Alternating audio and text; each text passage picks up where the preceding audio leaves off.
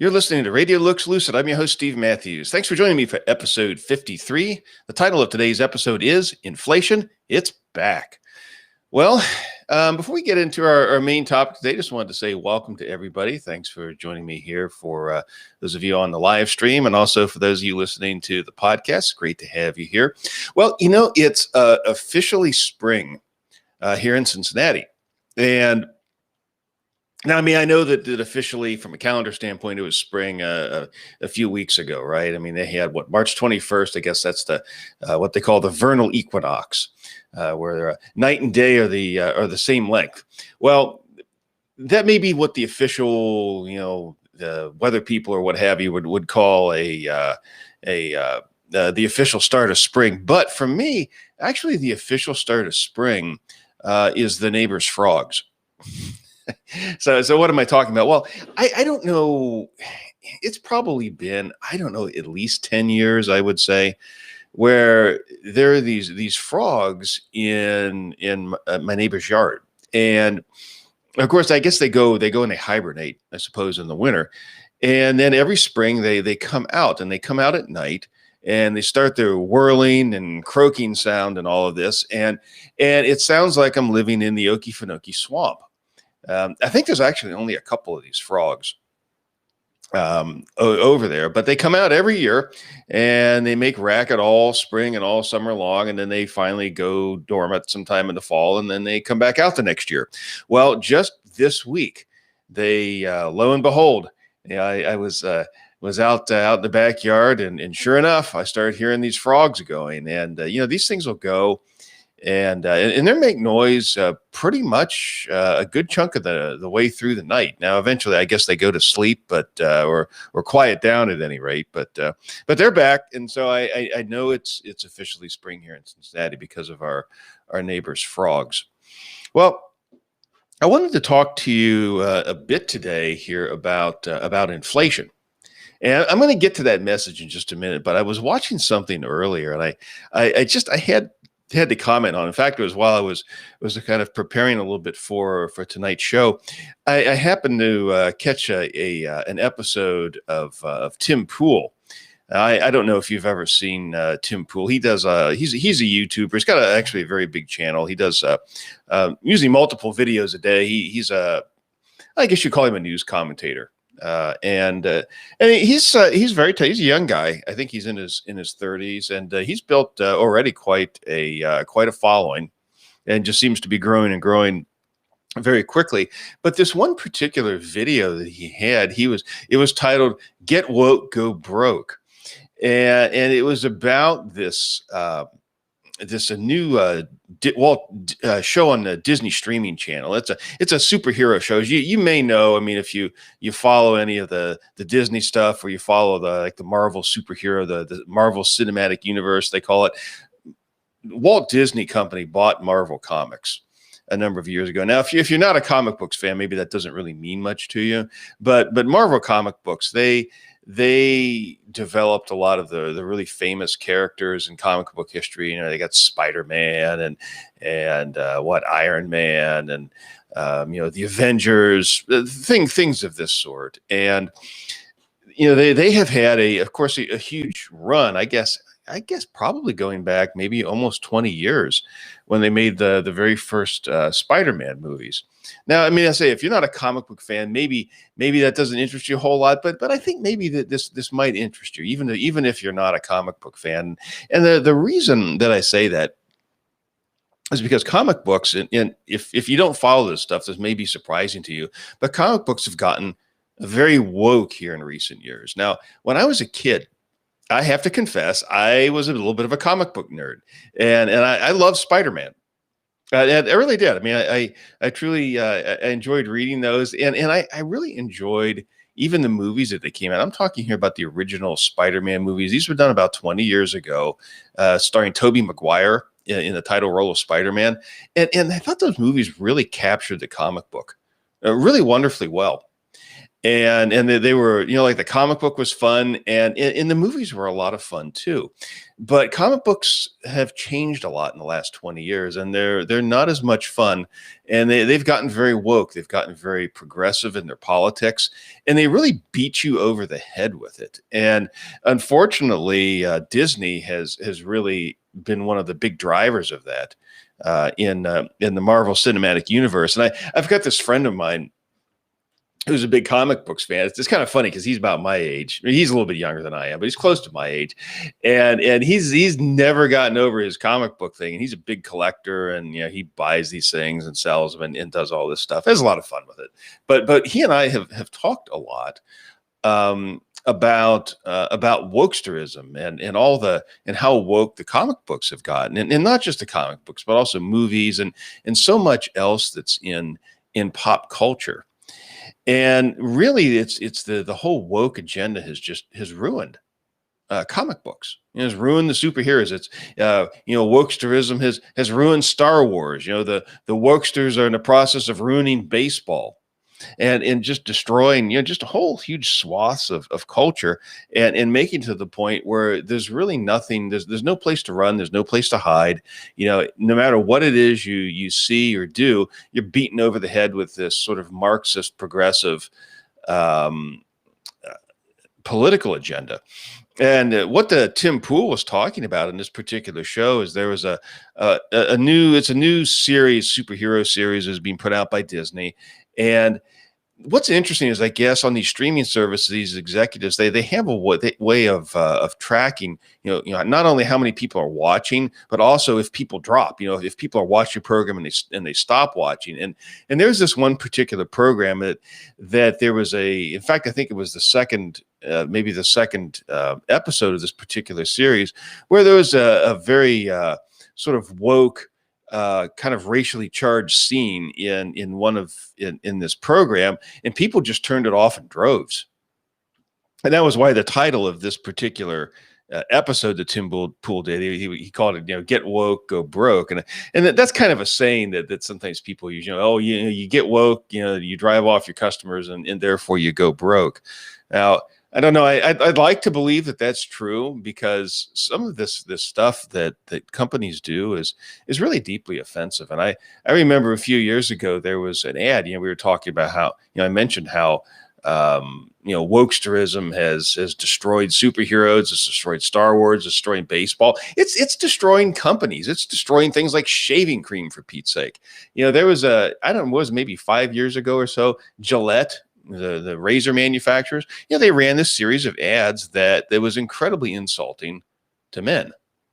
And I used Gillette. I had Gillette razors, I had Gillette shaving cream, and it was a good product. I mean, I used it, I liked it, and I never really thought about even changing. But after I saw those particular commercials, I stopped buying it. I said, I'm not going to buy products, from people who hate me.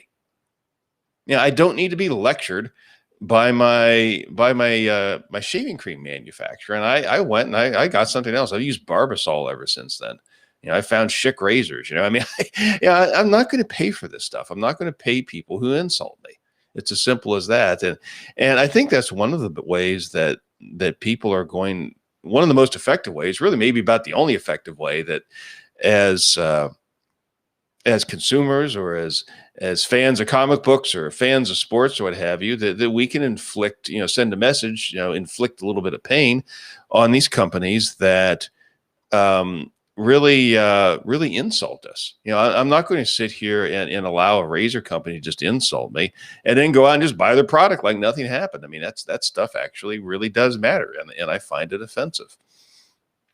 So anyway, in fact, I'm going to go ahead. I'm going to put maybe I'll put the link to that particular show in the show notes here, because it was pretty interesting. It was about a 15-minute video, so it's not a real super long video, but I think you might find it interesting. And if you haven't seen Tim Pool before, I think you might even enjoy his work. Now, I don't know that he's necessarily a Christian. I'm not saying that, but I mean, he usually has some at least interesting takes on some things. And I think gives you an opportunity to at least he has a fresh take on stuff.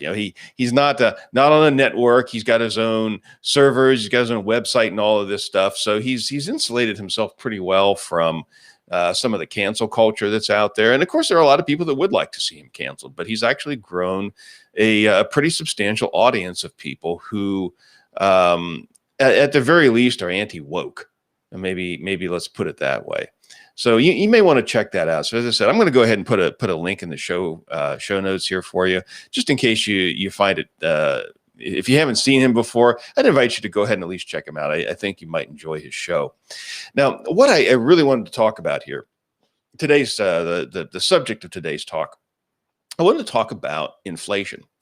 And because I think not only do we have a lot of inflation going on right now, or at least what's popularly called inflation, and I'm going to get to that in just a minute.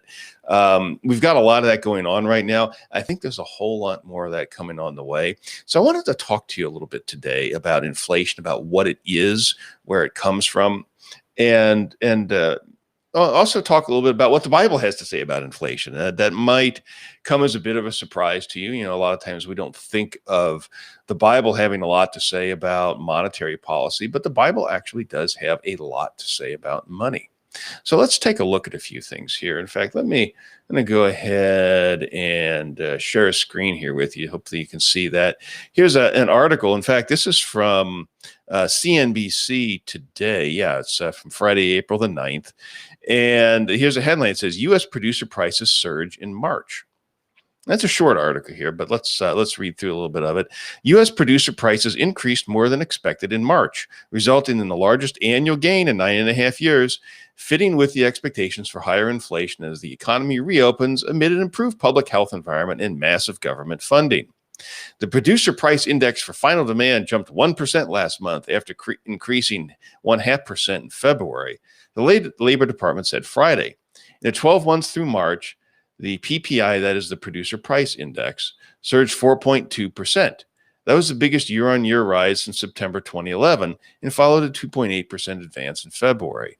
Economists called by Reuters had forecast the PPI increasing by 0.5% in March and jumping to 3.8% year on year. The report was delayed after the Bureau of Labor Statistics website crashed. Okay, so let's go and decipher a little bit of all that. So what it's saying is that the prices jumped 1% during the month of March.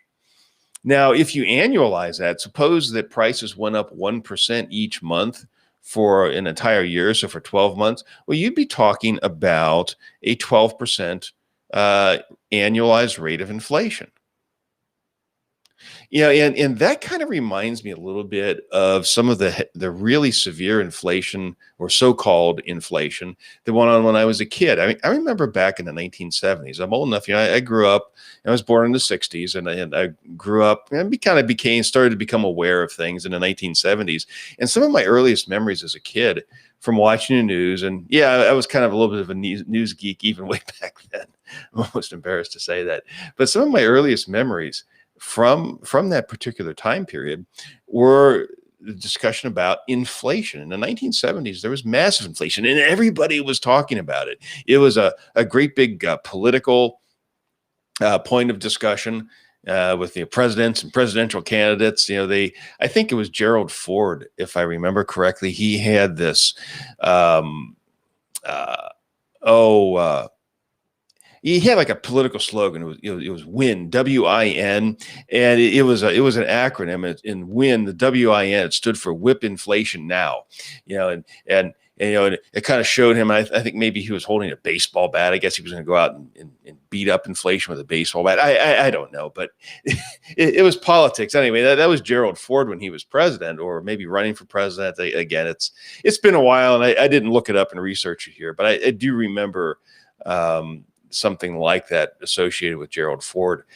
But yeah, it was a very serious problem in the early 70s when Nixon was president. He actually imposed wage and price controls because prices were going so crazy that he imposed wage and price controls, which of course what that resulted in was massive shortages of goods and services. That created a major problem. And even on into the Carter administration, the late 1970s. I remember things got really bad, and as Carter took office in 77, and he was a one-term president. He was elected in 1976, and then he lost the 1980 election to Ronald Reagan. And during Carter's term in office, they came up with something, and I don't know who developed this. I don't know it was maybe some economist or maybe somebody in the news media. I don't know where it came from, but they call it the misery index. And in the misery index was the inflation rate plus the unemployment rate. And that was the misery index. And both of them were quite high. There was a lot of unemployment. There was a lot of inflation. And during that time, and of course, Reagan, that was one of the things Reagan was able to play on in 1980. And he came out and, he asked people, are you better off today than you were 4 years ago? And of course, one of the things that people look back on, they said, well, goodness, no, because, inflation's running wild. We've got, all kinds of economic problems. And that was one of the things that convinced people to vote for Ronald Reagan over Jimmy Carter in the 1980 presidential election. But that whole decade of the 1970s was a time of tremendous rising prices. Now, we're getting a lot of that going on right now. For example, I just recently bought. I buy through Amazon these K cups, for the Keurig machines, is the coffee. So I bought some coffee, and I'll buy a bulk package of these things, and every few months. And I started running low. This was right at the end of March, early April. So I went and I ordered some. Went to order some, and the price of this thing was really high. I thought I don't remember the price of this coffee being so much. I thought, well, that can't be right. And maybe I'm ordering the wrong thing by accident, whatever. Well, I went back in my order history and I looked, and sure enough, when I had bought this, the last time I bought it was back in early December. So we're talking about just 4 months ago here. Okay.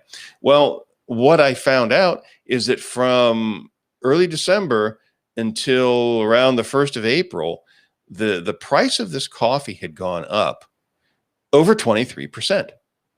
23%. Good grief. I remember, in fact, it's kind of interesting because it brought back some memories about the 1970s. One of the areas where inflation showed itself the most was in commodities, things such as, oil, coffee, sugar, products, I say commodities of this sort, they just soared in price, and here we see again, this tremendous increase in the price of coffee. I give you another example of rising prices here. Lumber is hitting record high prices. In fact, I was talking to Dad today, and he said that he stopped by the local Home Depot, and he wanted to go in and price out. Was thinking about buying a fence post. Well, last year I remember I helped him install a fence post because one of the posts in the fence in their yard it had rotted and needed to be replaced. So he got this 4x4 fence post. The thing was, I don't know, probably about maybe 8 feet long, something like that. And it was a 4x4 fence post. Well, when he bought the one last year, I think it was, he's told me it was about $14. This is last summer of 2020. Well, he went and priced one out now. And the price of that exact same item right now was, I think, $32. So, I mean, it was up over, it had more than doubled, in a period of about, maybe 8 or 9 months. Now, that's extraordinary. And that's what's happening with lumber. I mean, it's just going up by leaps and bounds. And so there's two things, coffee, that's a commodity, lumber, there's another commodity, and they're soaring in price. I mean, this reminds me very much of what I remember as a kid in the 1970s. Now, when you talk about prices going up, whether it's coffee or lumber, what have you, we generally speaking, we talk about that being inflation. We say, these prices are going up, that's inflation, but that's actually not true. And that may surprise you, that inflation and rising prices are not the same thing. Rising prices are not inflation. Rising prices are the result of inflation. So let me explain this a little bit here. And here's I'm going to give you a few different, slightly different, but basically the same definitions of inflation. Now, one very common definition of inflation, and I'm not sure who said this. It's you hear a lot of economists say that. I'm not sure who's credited with actually phrasing it this way, but one definition of inflation is this: too many dollars chasing too few goods. So that's one way of talking about inflation. Another, and this is maybe a little bit more formal definition of inflation, is this. And I got this out of of Webster's Seventh New Collegiate Dictionary. Now, this is a dictionary that was published back in the 1960s, and I purposely bought it. I bought this used, and it's really a wonderful dictionary. It's a great little desk reference kind of a dictionary, and it was written before all the wokesterism and political correctness and all this other stuff. So that's why I really do like that particular edition of the Webster's dictionary, and that's why I use it a lot. But here's the definition that they gave: quote, an increase in the volume of money and credit relative to available goods, resulting in a substantial and continuing rise in the general price level. Now, this definition of inflation really kind of gets us to the heart of the matter. Notice what it says. It doesn't say that rising prices are inflation. It says that inflation is an increase in the volume of money and credit. So what inflation is the growth of the money supply. Inflation is not rising prices. Inflation is when the amount of money available in an economy expands very rapidly and abnormally. And when that happens, one of the results is rising prices. So inflation is something that takes place in the supply of money, and that results in prices going up. Now, I'm gonna share, do a screen share here with you as well. Here, let me show you something.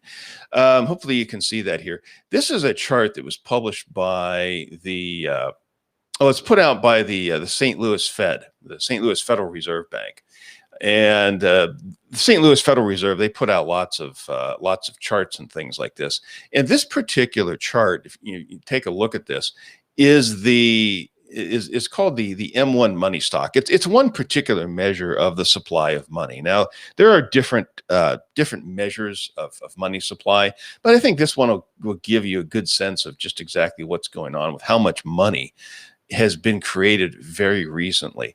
Now, this chart, if you look over here on the right-hand side or the left-hand side of the chart, it goes back actually to January of 1959. So this chart actually goes back 62 years. So it gives you a pretty good sample here. And you can see going here 1960, 1965, 1970, 1975, 1980. You can see you have a slowly upward sloping line here.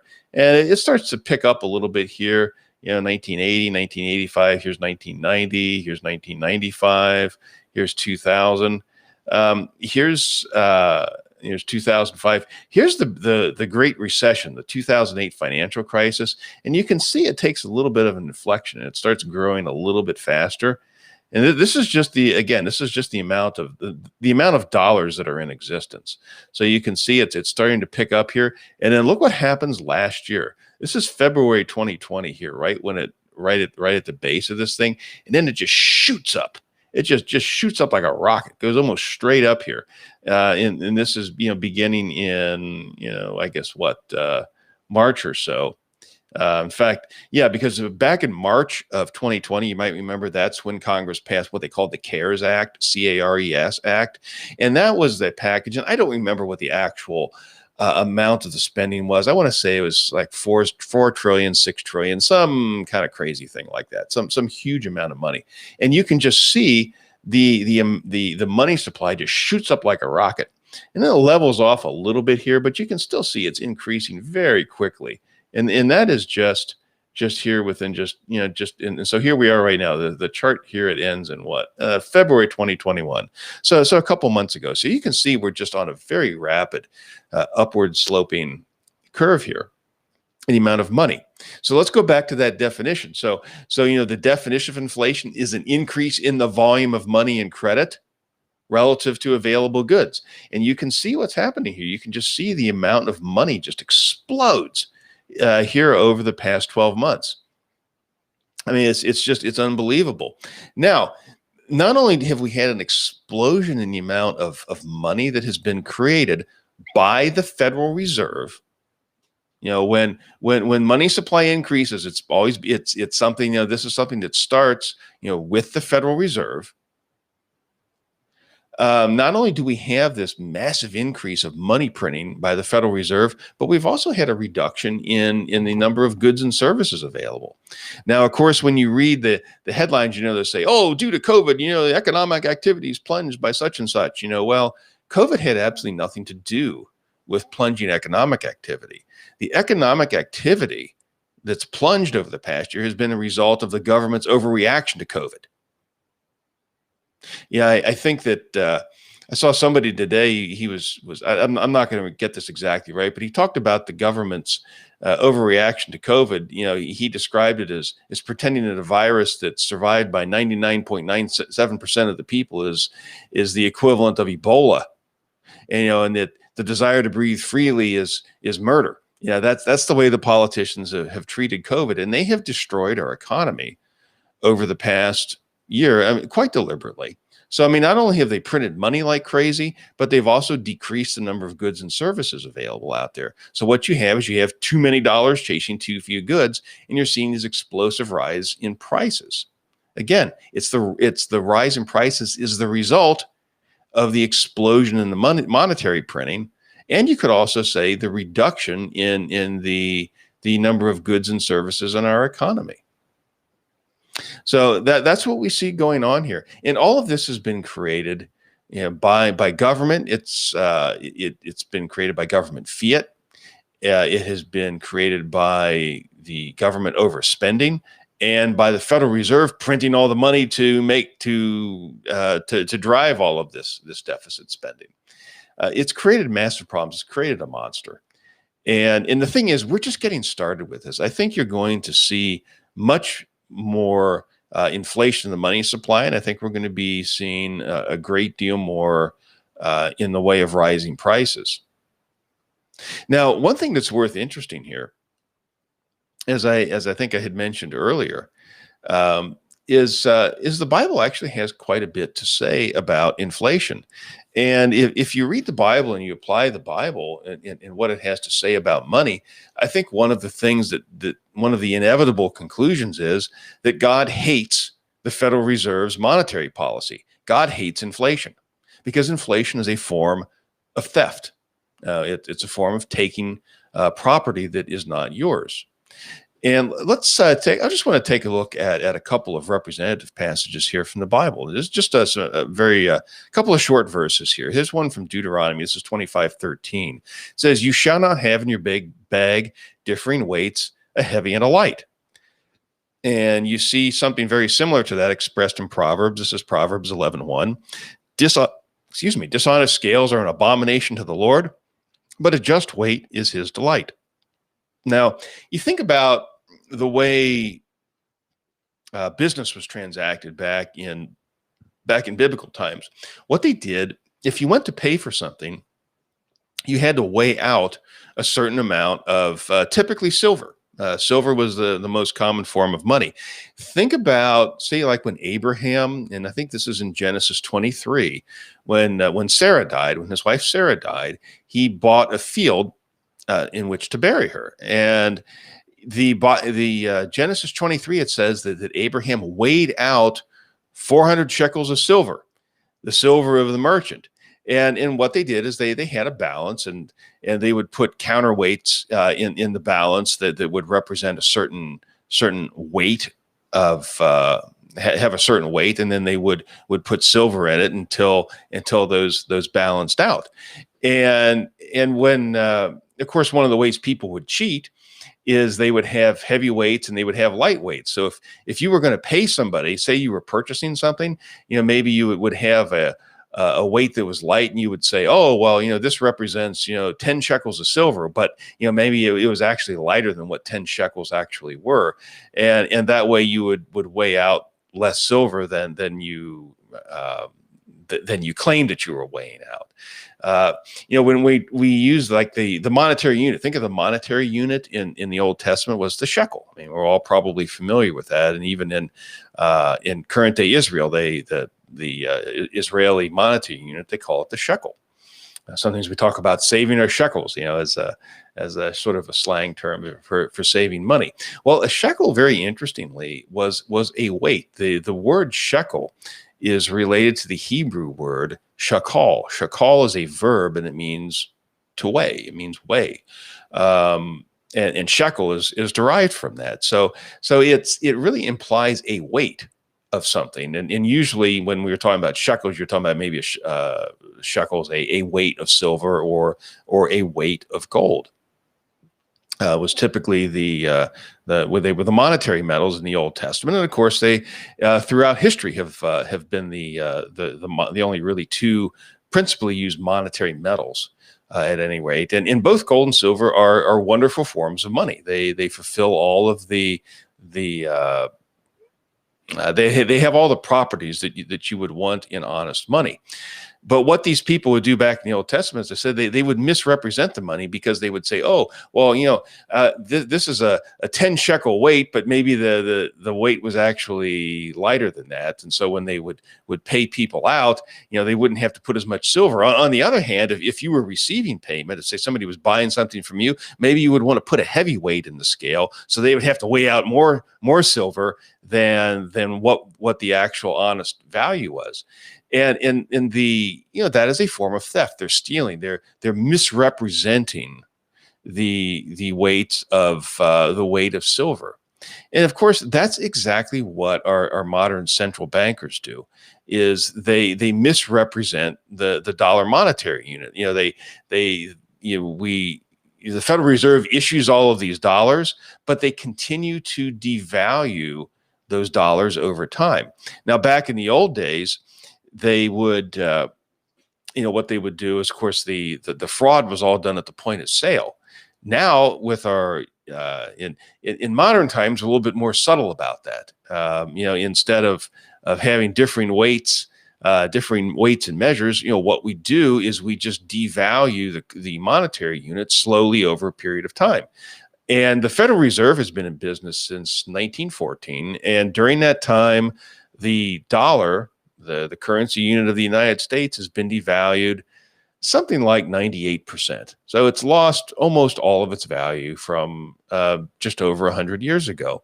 And that hasn't been an accident. That's been intentional. That was always the plan with the Fed.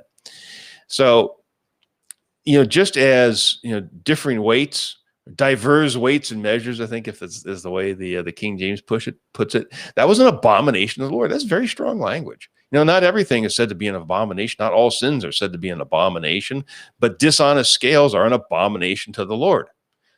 But just weight is his delight. So God hates dishonest money, and he delights in honest money. God hates our current monetary system, which is designed to rip people off for the benefit of the bankers and some of the other very well-connected, very wealthy and powerful interests in our society. It benefits them, but it rips off ordinary Americans. That's the whole point of the monetary system, and they do it in a way that not one man in a million can diagnose. That was a famous saying. John Maynard Keynes, he was a British economist, and he talked about inflation and how subtle and dishonest it was. Now, John Maynard Keynes isn't exactly somebody that I think that he was by no means a Christian thinker in his economics at all. In fact, he was very much his economics were really very much almost the antithesis of what the Bible teaches about proper economics. But he was right about that. Keynes was right about that. He said that not one man in a million can diagnose inflation. What happens is people go to the store and all of a sudden they notice, it's like, goodness, this can of coffee cost me a whole lot more. This box of K-cups cost me a whole lot more. They go to the lumber store and they think, oh my goodness, I'm paying twice this year what I did for the same lumber that I bought last year. And then people start looking around and trying to find people to blame. they blame speculators, or they blame evil Arab oil sheiks, who wanted the OPEC, or they say, oh well, there was a frost in the orange groves in Florida, and that's why your orange juice has tripled in price here over the last couple months. These kinds of things. They always find all of these external causes for rising prices. And you could sit and you could watch the evening news for decades on end, and you will never learn that the reason prices are rising is because of the money printing by the Federal Reserve. It's always the Federal Reserve's money printing. Or if you happen to live in another country, all central banks do this. It's not just the Federal Reserve. The entire system we have of money is unsound. And it's quite wicked. It's an abomination to God. God hates the monetary system that we have here in the United States, and really in any other country in the world. Nobody is sound. And this is an idea I've wanted to talk about this for a while, but I thought, especially with looking at some of the news that hit the headlines today, I wanted to especially focus a little bit here on inflation. So that really wraps up about everything I had here for today. So thanks so much for watching. It was great coming to you on a Friday. I've been doing these on a Saturday, and I was going to go out, and I like to go walking on Friday evenings after work. Yes, it's so nice here in the spring. It's warmer, and it stays light a bit later and all that. And I was going to go out and go walking. Well, it turned out that there was a thunderstorm coming right through the area right at the time after dinner, and I couldn't go. So I decided, well, I'll just stay here and work on doing a program. Getting out a podcast. So anyway, it worked out pretty well. Actually, I think I kind of like doing this on Friday. So maybe I'll try to do more Friday programs. Anyway, thanks so much for watching. I really do appreciate that. And if you like this video, don't forget to like and subscribe to it. And hopefully, well, not hopefully, Lord willing, I will be back to have another one here for you next week. Thanks again so much for watching. Really appreciate that. And until next time, may the Spirit of truth guide you in all truth as you read and study God's word. Good night, everybody.